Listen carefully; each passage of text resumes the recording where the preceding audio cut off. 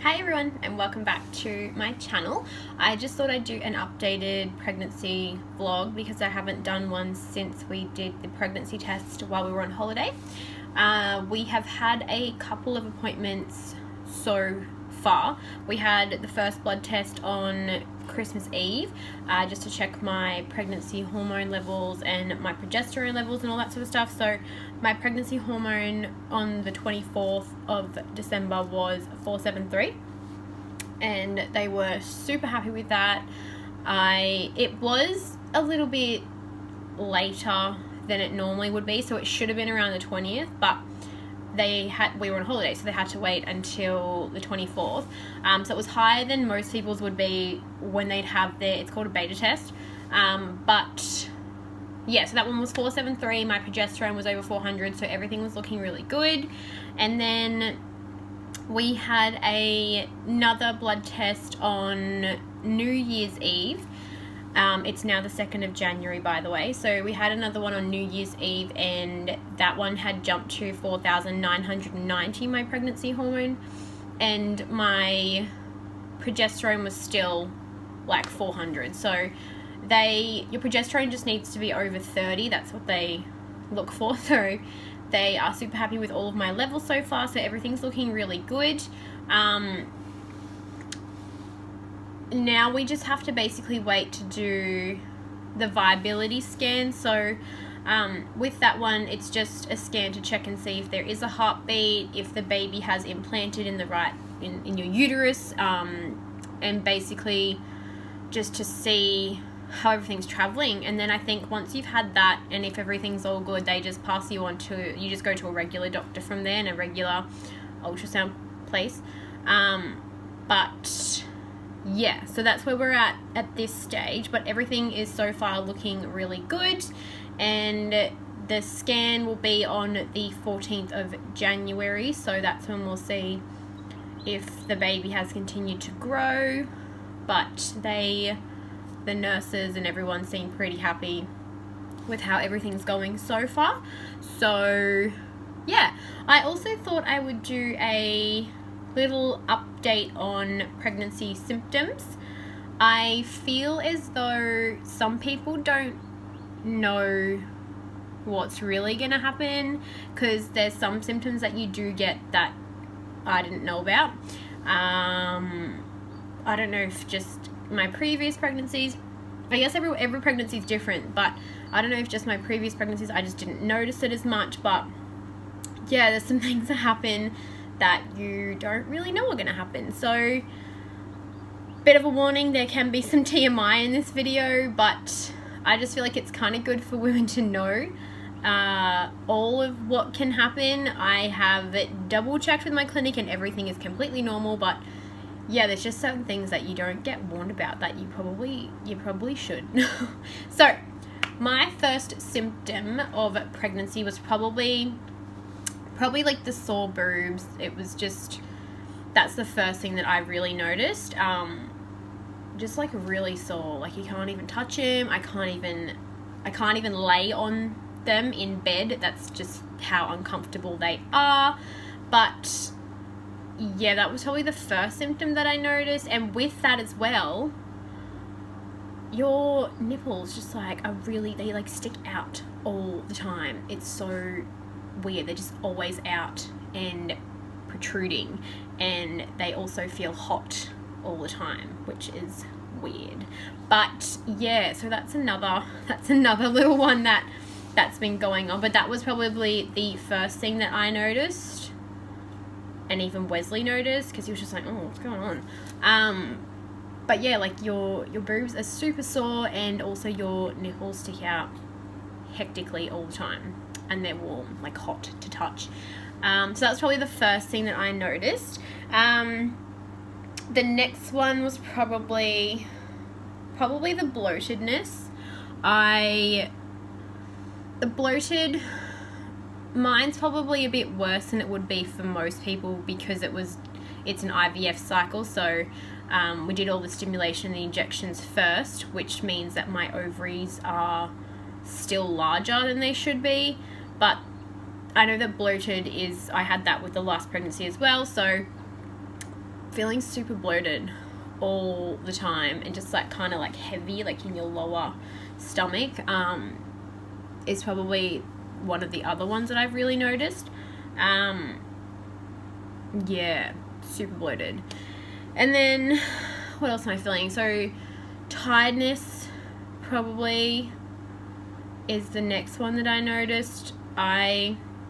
So normally if I have a nap during the day, like even if it's only 30 minutes, I can't sleep at night because I don't know, that's just how I've always been. If I have a nap, I know I won't be able to sleep at night. So especially if I've got work the next day, I have to make sure that I don't fall asleep on the couch or anything like that, because I know I won't sleep at nighttime.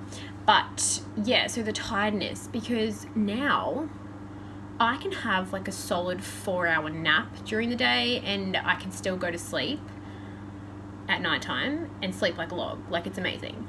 But it's also ridiculous because I have to force myself to basically get up and do things and take my dog for a walk, or even just go for a walk for myself just to get my body moving. But the tiredness it's killer. But that's also completely normal apparently, because your body's doing a lot, obviously. Yeah, so tiredness, with the, like, people say that they pee like a lot more. I have been, but I don't know if it's also because of the fact that because I'm so bloated and my ovaries are so big, I can't fit a lot in there now, because I've got like 2 giant ovaries plus bladder plus a growing uterus. So yeah, peeing more, and that's completely normal for like a regular pregnancy that was naturally conceived. But I don't know if that's also just because of the fact that I just don't have a lot of room in there right now, like less than normal. So yeah, definitely peeing a lot more. And then dizziness. I've never, like, I mean, everyone has it sometimes where you get up too quickly and you feel a bit lightheaded or whatever, but now I get it a lot more. So whenever I get up, sometimes I have to almost like stop and be like, oh gosh, like I'm super dizzy. So dizziness is another one that I've been getting, which is also apparently normal, my clinic says. But yeah, definitely some dizziness. And then of course, see, the nausea, I don't know if you'd call it like nausea, because like I don't feel like I'm gonna like vomit all the time or whatever, but there's certain foods that I normally would eat and I've tried to eat now, and I literally had to spit them out because I was just, like, it was disgusting. I couldn't deal with it. And then I'm not overly hungry all the time, which is weird for me because I'm like a food demon. But yeah, I'm not really overly hungry lately, so I kind of have to make myself eat. Yeah, so I don't know if you'd call that nausea. I guess you would, because it's not normal for me to feel like that. But yeah, a little bit of sickness, and then yeah, just foods that I normally eat that I just can't right now. It's really strange. But yeah, so they're like the regular symptoms that you would have in, I guess, any normal pregnancy. Of course, not everyone gets them. Some people have none of that. They wouldn't even know that they're pregnant. They feel completely normal. But that's what my body is doing at the moment. The only other extra symptom, like I said, is like the extra bloat that I feel because it's an IVF cycle and it's not, I didn't fall pregnant naturally. So that's probably the only extra one that I've noticed, because it's not a naturally conceived baby. But yeah, the other symptom, oh my god, I can't even believe I'm going to talk about this, but I feel like people should be warned. Like, is this even something you talk about on YouTube, or will people be mortified? Because I'm mortified talking about it. Maybe I shouldn't though. Yeah, cool. Yeah, I'm going there.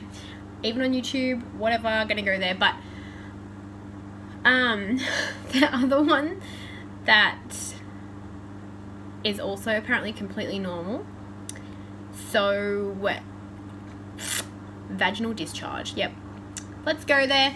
It's normal to have some, but it increases slightly when you're pregnant, which is not fun. You basically need a liner, like you feel like you do, like all the time, because it's nasty. So fair warning, ladies, you may get extra discharge. Now, because I am taking progesterone, which is vaginally inserted anyways, I have been wearing a liner anyway, so it's no big deal, but I have definitely noticed that there is more than normal. Like, it's kind of weird. I don't like it.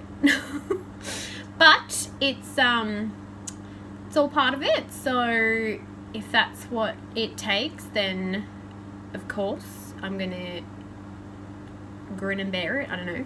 But I should also mention that I know that people whinge about their symptoms, and that's fine, but any symptom that I do have, I am loving. I mean, that might change if I get hectically nauseous and I literally can't leave the bathroom, but at this stage, any symptom that I do get, I'm actually really thankful for, because I hope that it means that it's still growing and still developing and my hormones are increasing and all that sort of stuff. But yeah, I'm just really thankful for any symptoms that I do have, as nasty as they can be. Yeah, I'm just really thankful. But yeah, so that's where we're at now. So today I'm technically 5, well, I think 5 plus 6, because I mean, you won't know for sure until you get your scan and they measure, obviously, and see how big it is. But in terms of when the cycle was done, because it was an induced cycle obviously, but they took my eggs out pretty much when I would have been ovulating naturally anyways, and then they fertilized them that night, and then they put in, so 2 days later they put in 2-day-old embryos. So I mean, it should be pretty on track, but this is just me dating from my last period. We won't really know for sure until we get that scan, if we get that far, so we'll just have to wait and see until then to see exactly how far along I am. But I think come around 5 plus 6. And I mean, my hormone levels, she said, indicate that, because they can kind of gauge on the level that you're at as to where you are in the pregnancy. So yeah, so I think I'm around 5 plus 6.